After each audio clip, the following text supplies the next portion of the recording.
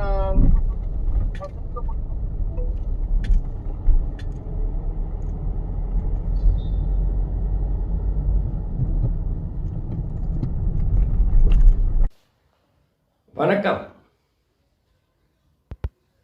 வெளிநாடு போகிறதுக்கு ஜாதகத்தில் எந்த மாதிரி அமைப்புகள் இருக்கணும் அப்படின்னு பார்த்தீங்கன்னா, பொதுவாக வெளிநாடு அப்படின்னாலே 5, 9, 12 ஆகிய இடங்களை பார்க்கணும். குறிப்பாக லக்னாதிபதி ரொம்ப ரொம்ப முக்கியம்.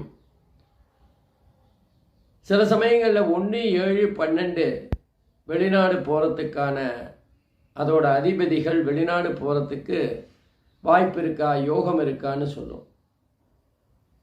அதில் 1ம் 7ம் 1வது வீட்டு அதிபதியும் 7வது வீட்டு அதிபதியும் பலமாகவோ அதே நேரத்தில் ஒன்றுக்கொன்று சம்பந்தப்பட்டு இருந்தால் அவங்க வெளிநாட்டிலே அதிக காலம் தங்கி இருக்கிற ஒரு ஆசையிலே இருப்பாங்க.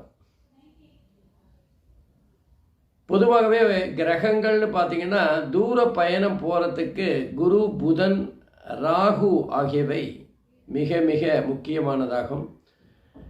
அதே போல் ராசின்னு பார்த்தீங்கன்னா கடகராசி, மேஷ ராசி, துலாம் ராசி, மகர ராசி இவைகள்லாம் வெளிநாட்டு பயணத்தை கொஞ்சம் உற்சாகப்படுத்துகின்ற அமைப்பு இருக்கும். கடல் கடந்து போகணும் அப்படின்னா 9, 12 ஆகிய பாவகங்கள் பரிவர்த்தனை ஆகியிருந்தால் அவங்க கண்டிப்பாக வெளிநாட்டில் தான் படிக்கிறதுக்கே போயிடுவாங்க.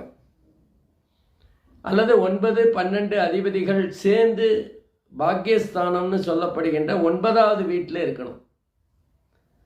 சரி, எப்போ போவாங்க அப்படின்னு பார்த்தீங்கன்னா, அந்த குறிப்பாக அந்த 9, 12 அதிபதிகள் ஒன்றுக்கு ஒன்று சம்மந்தப்பட்டு இருக்கும்போது 9, 12 அதிபதிகளோட தசாபுக்திகள் நடக்குமேயானால் அந்த காலகட்டத்தில் அவங்க கண்டிப்பாக வெளிநாடு செல்வாங்க. அதே மாதிரி 12வது வீட்டு அதிபதி உச்சமாக இருந்து